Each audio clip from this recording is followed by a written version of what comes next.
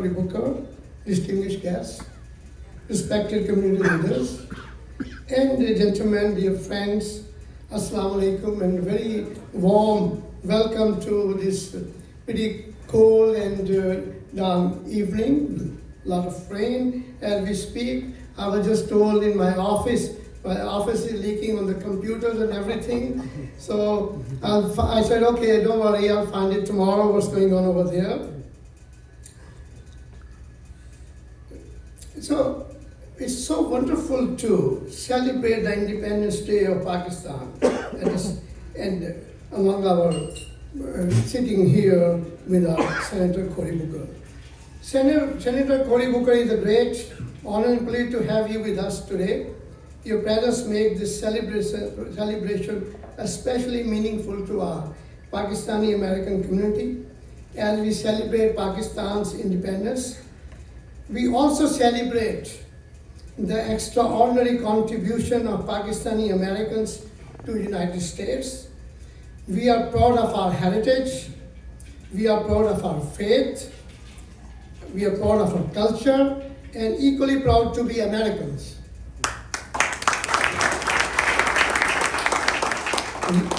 As Americans, we contribute to the economic, social, medical, academic, law enforcement, and civic life of the great country.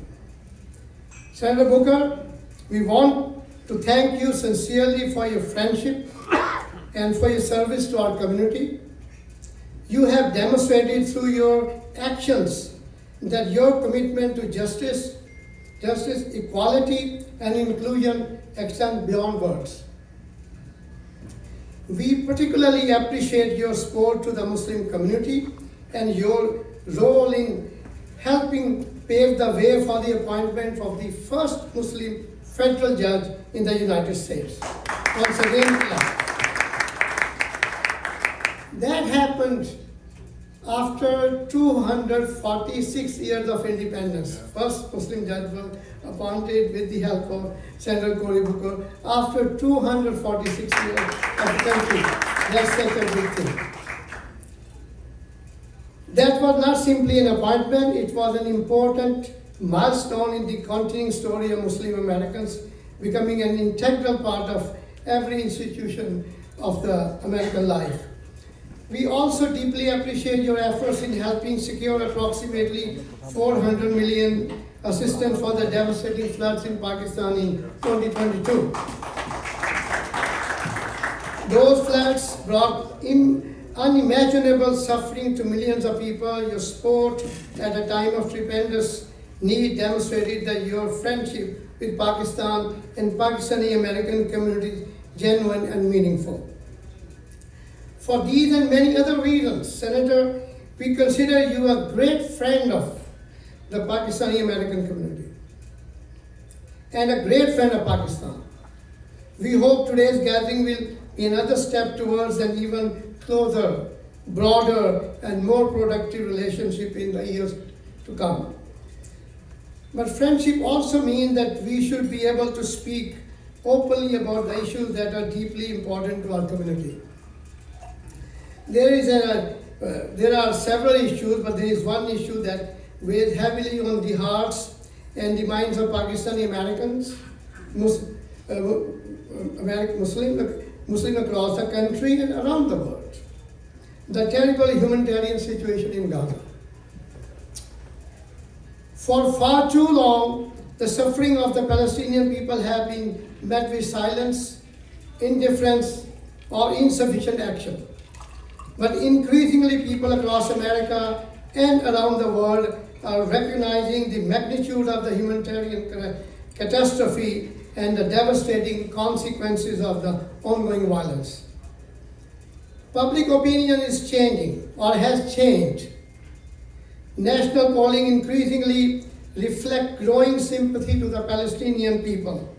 We have also seen candidates who have spoken strongly for Palestinian rights gain significant support in democratic primaries and elections.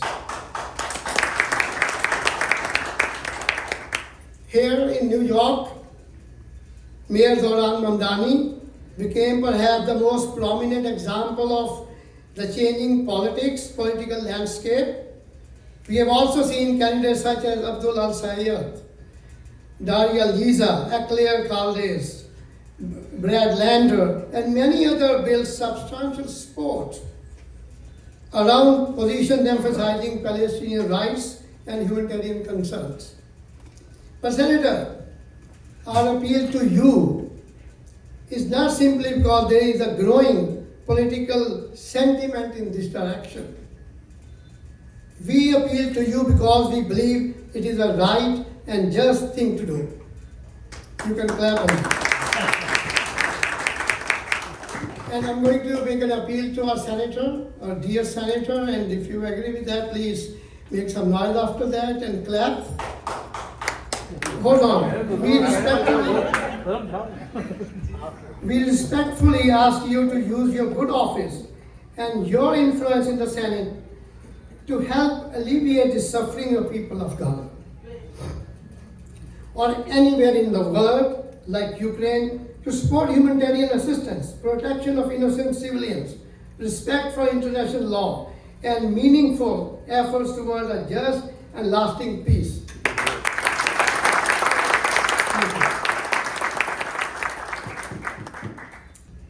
The recent and continuing conflict involving Iran and other parts of the Middle East remind us of the enormous human financial cost of the war.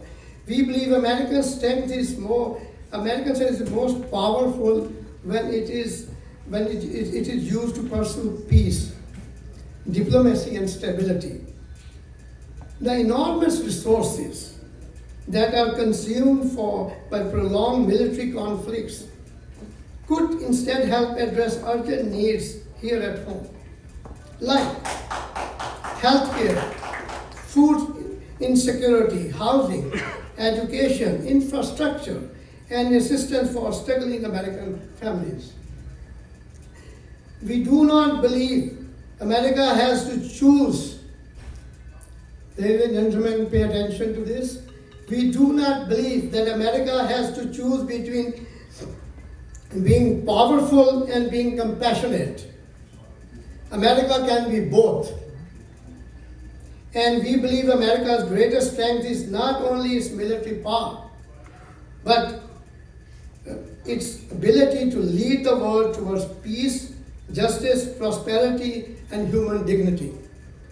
Senator Cory Booker, we thank you for listening to our community, for standing with us in the past, and for being willing to engage with us on the difficult issues. As Pakistani Americans, we want to continue building bridges, not walls. We want to strengthen the relationship between our community and the elected representatives. And we want to work together for an America that is more just, more inclusive, more peaceful, and more prosperous. On this Independence Day of Pakistan, let us celebrate not only the freedom that Pakistan achieved in 1947, but also the freedom and democratic values that brought so many to us into this country. Pakistan Zindabad, Pakistan American friendship Zindabad, and may God bless the United States of America. Thank you, Cory Booker, once again, welcome, thank you, and we look forward to working with you for many years to come. Thank you and happy Independence Day, everyone.